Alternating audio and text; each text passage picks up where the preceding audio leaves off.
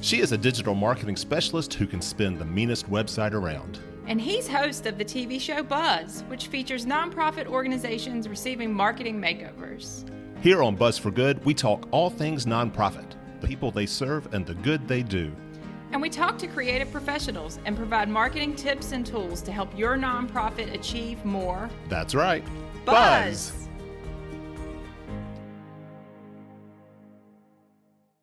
Greetings, everyone, and welcome to Buzz for Good. I am Michael Hemphill, creator and host of this podcast and the PBS television show Buzz, where we feature the great work that nonprofit organizations do in our country and the marketing professionals who donate their time and talents to help nonprofits achieve more buzz. You can find out more about Buzz for Good at buzz, B-U-Z-Z, 4good.com, buzzforgood.com, or on our social media channels, Facebook, LinkedIn, Twitter, and Instagram at Buzz for Good. You can also watch episodes of our TV show Buzz on our YouTube channel at Buzz for Good. At the start of the pandemic in spring 2020, fundraising events for nonprofits, like everything else, went all virtual. Since then, many, if not most events have either stayed virtual or adopted a hybrid model that allows a nonprofit's friends and fans to attend in person or online. I recently had the pleasure of reconnecting with an old college friend of mine who way back in 2012 started Swell Fundraising in Birmingham, Alabama. At the time, Swell Fundraising was ahead of its time when it came to helping nonprofits with virtual and hybrid events. Today, though, because of the pandemic and its lasting impact on community gatherings of any kind, Swell Fundraising and founder Brooke Battle find themselves in prime time. Brooke, I am delighted to be here in my hometown of Birmingham, Alabama, visiting with an old classmate from Birmingham Southern College, and I'm excited to hear more about Swell Fundraising, which is what? It's an online fundraising platform that is designed specifically for events. So, and as we were talking about recently, I had a lot of experience with event fundraising, and so we designed a platform that would really meet the needs of nonprofits with events and online campaigns. Well, why don't you start off by sharing with us what was your experience with events prior to Swell Fundraising? Oh, sure. Well, first, they're a lot of hard work. For anybody listening, have been there. Everything from table centerpieces to the ticketing to getting people to respond, all of it. They're a lot of hard work. And I wish we'd solved that. They're still hard work. But what we did set out to solve, and what I noticed with our event, is that we weren't getting a lot of data from it. I didn't have all the names of the attendees. I felt like there were people who would give to the event that couldn't come. And so, I was an event chair, and I was telling my friends, I need you to come to this event. And they had a kids' soccer game. And I knew, if I had a way for them to feel like they could give to it, sort of maybe in my honor or because of me, that they would give even though they couldn't attend. And so the whole idea behind Swell was to recognize that every event has characteristics of an online campaign, and that if it can have an online presence like an online campaign, and the ticketing and all works through that, then all those people who can't attend but will give, and that we would increase the fundraising, and we would increase the number of donors for that organization. And it did. The very first event we did increased by 20%. Wow. Our average is 18% across our entire portfolio in year one. We brought in that first year 135 new donors, which I knew was the most that organization had in the whole year. Yeah. So, but that was really just data. We were already, that was really just because we had better data. So using the platform to do that meant that we raised more and we had better data. I mean, the 135 new donors, they were probably already participating somehow with the nonprofit in the event, but they just weren't being captured for fundraising purposes. That's right. I mean, many of them were smaller donors. You know, we had a really beautiful wine auction before, but there wasn't really a way to give a small amount and feel good about it at that event, short of writing a check and giving it to a friend, something that no one would ever remember to do. And so now someone could give $50 and not attend the event and feel good about it. And that's really where the growth came from. The average donation size on the platform is $137. So, which is a number I love to quote. So, yeah. Fantastic. So what year is this that you founded Swell Fundraising? 2012. 2012. So it's been a bit. Okay. So, yeah, 2012 was the first year. I didn't set out to start a company, so it took us a while to figure out that it was a company. It was really truly for a nonprofit that I love. Still love.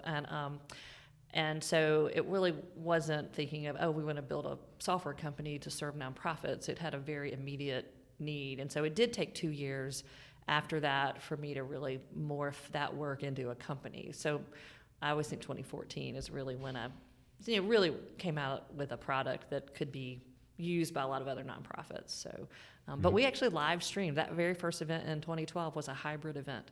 So we live streamed it. We had text to donate, all things. Way back in 2012. Way back in 2012. Wow. We actually doubled our audience. We had as many people online during that event as in person, and it was really.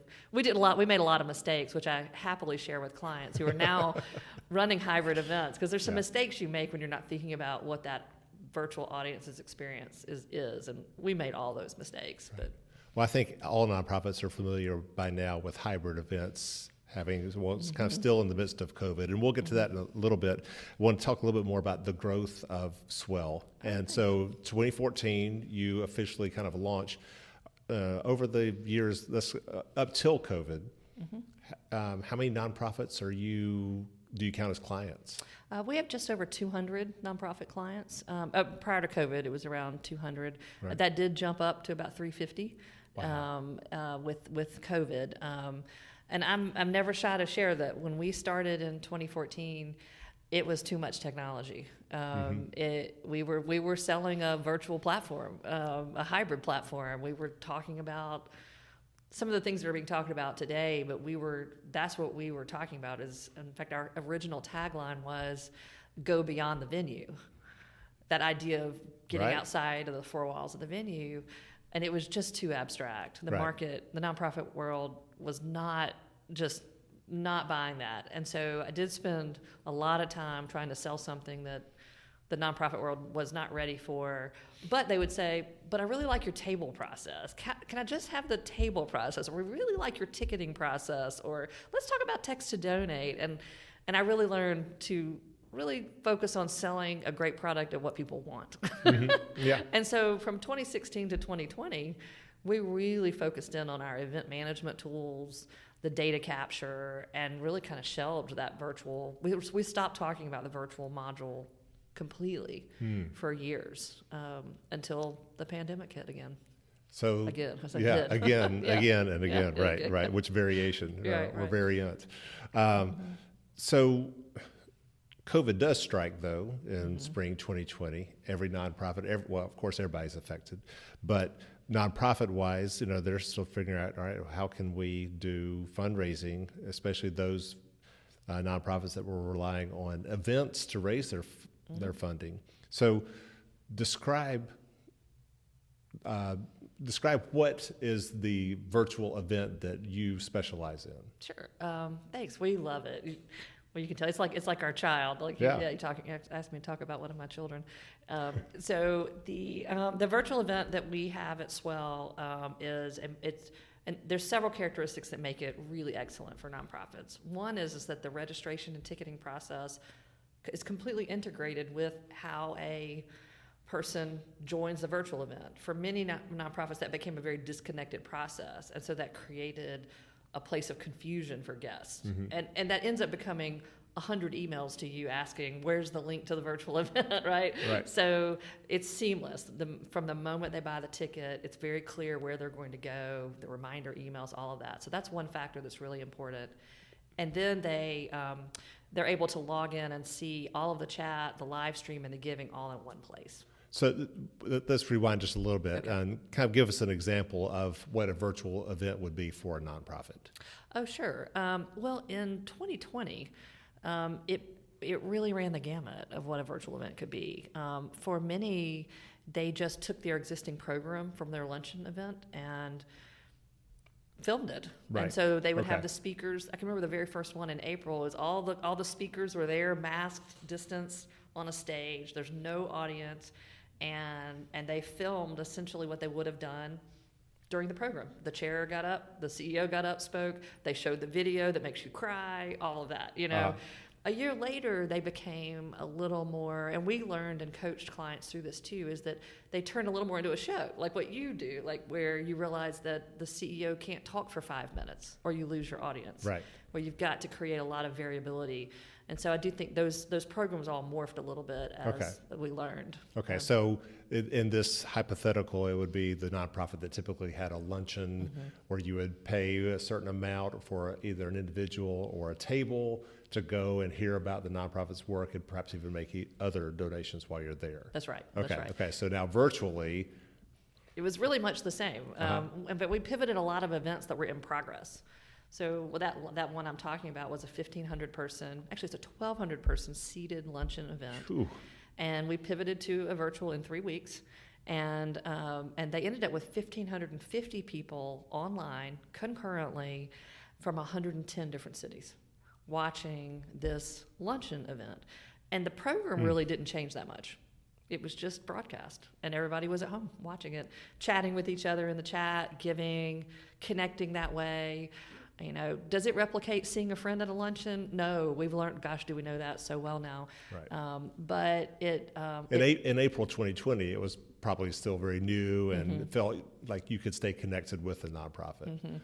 And I think at that moment, people really enjoyed the familiarity of it. In fact, the fact that they ran the program the same way that they, like, it's a luncheon that's been around 20-something years, so it's a well-worn program, you know. So I think the familiarity of it was really nice for people in that moment of, that, you know, they know the drill. They've been to that luncheon 20 years in a row. Right. So I think that was a special event. Sure.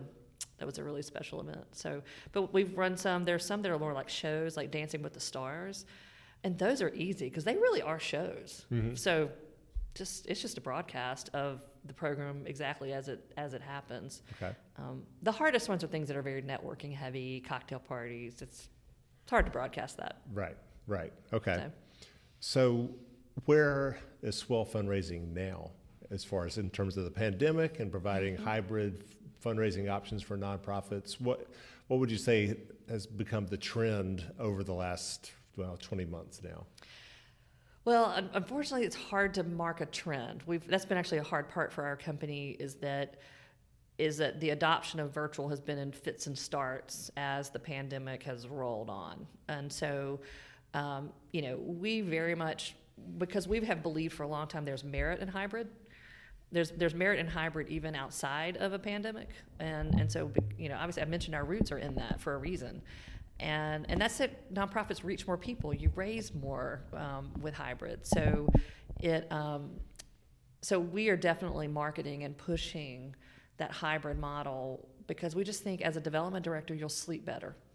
You will sleep better at night knowing I have a backup plan in place. Yeah. I already have people buying tickets to that. But if you need to convert people back into virtual after they bought an in-person ticket, so easy to do. And we did a lot of that with the Delta variant.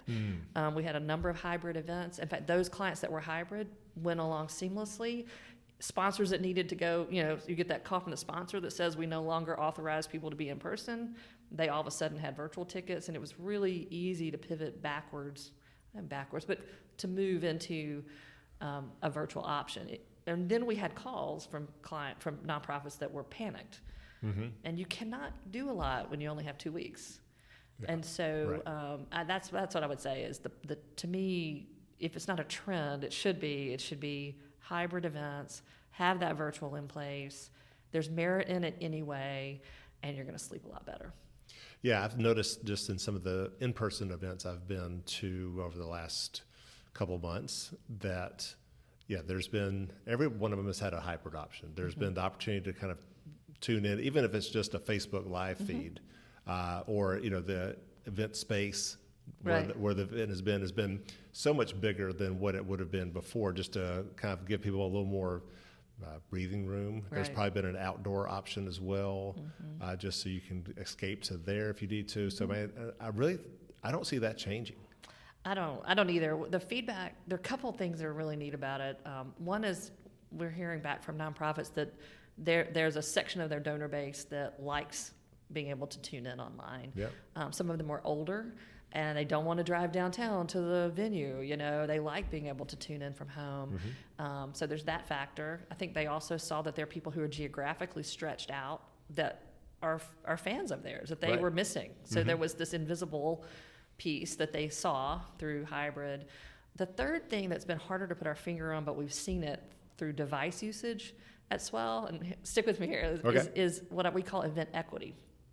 And so there are real barriers to events, especially like the galas, but even a lunch. Like you have to have a certain kind of job to be able to leave your office at 11, go check into an event at 11:30, and maybe not get back till 1:30. And so what we saw for the first time, maybe program recipients of a nonprofit on their virtual event, commenting directly on how the program helped them. I'd never seen that. That doesn't happen at an event, right? And so I do think it created access, which for many nonprofits is mission centric. Mm-hmm. And so, and we could see that through device usage. It's hard to track who is on. We're not capturing income levels of guests and all, but anyway, we saw that and anecdotally heard that back, that it created equity in access to the event and the giving, and that just feels right for a lot of nonprofits. Yeah, right. And so that's to me, that's the most moving part of it, is to see those comments coming through from a program recipient during an event, directly saying how much that organization helped them. You just can't make that up. Right, right. There is we talk about missing out on networking opportunities with in-person events, but there is a social networking opportunity with the virtual realm that maybe doesn't happen in person.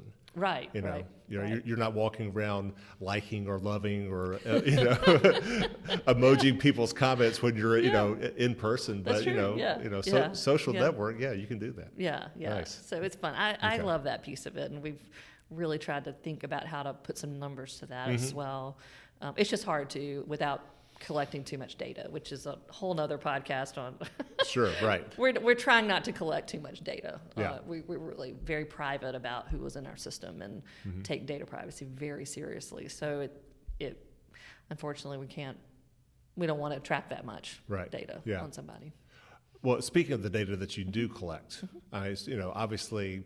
One of the pieces that you were showing me earlier is that, just getting people's email addresses, so previously you would, if someone were to invite you to come to an event and sit at their table, the nonprofit may not even know who you were. Right. But now through your platform, they have to put in an email address, and if nothing else, at least the nonprofit has your email address that they can connect you with. That, that is probably the biggest part of, initially the biggest part of the design, because that was the perspective I came from, was trying to, I wanted everybody's email address. And one of the best features on Swell, per our clients at least, is our table management feature, where a host can invite their friends, and our system will send out an invitation on behalf of that host.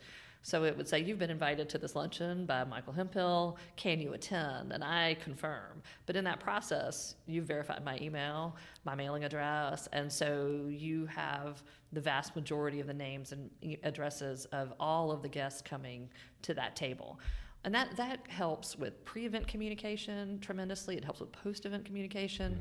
It helps if you need to pivot into virtual, you can communicate with everybody. There's just so many reasons why, even in the short term, it helps, but it really helps over the long term too, and creates a lot of value. And the other thing you mentioned, the Facebook Live, and a lot of people used YouTube, because it's free. I put free in quotes, but it's free. But is that when we use things like a Facebook Live, it's fine. Don't get me wrong. I think anybody that adopts some additional technology, go, and we are champions for you. Period. Because we know it's hard. But the reason for using a platform like Swell, and there are others too, is that the difference in, I might have watched that on Facebook Live, but no one knows I watched it on Facebook Live. Right. You don't have any data capture there. But if that Facebook Live had been connected to Swell, and everybody had been sent to Swell to watch that event. The interface is give us your first name, last name, and email, and then they're able to enter and watch the stream. And so Gotcha. just in that process of creating that little wall there, you capture all the data. Mm-hmm. And that gives you somebody to follow up with who has heard your message. And to me, that's the real win in doing that. Yeah. So, something else that was around pre-pandemic, but really seems to have hit its stride now, are the whole idea about QR codes. oh yeah. What's been your experience? You were talking about how early on you felt like you probably had too savvy of a technical platform for nonprofits. And We QR did. codes were and probably QR part codes of it. were one of that. Yeah. I remember the day a programmer came in 5 years ago, and he had built this awesome way where the QR code for a donate page would pop up on the screen during an event, and everybody at the event could just hold their phone up and get the donate page. It was a really great idea. I don't know if it was a really great idea, and I was sitting there and I said, "That's a great idea. No one knows how to use a QR code." So I'm not, so it was like, and I hated that because it was a great idea, and that whole concept of everybody in a room. Because I don't know if you know, your phone can read a QR code from quite a distance. Yeah. And so, and he had played with that. Anyway, it was so hard to burst that bubble. I was guilty of that as well for the nonprofit I was working with. Oh, yeah. Yeah.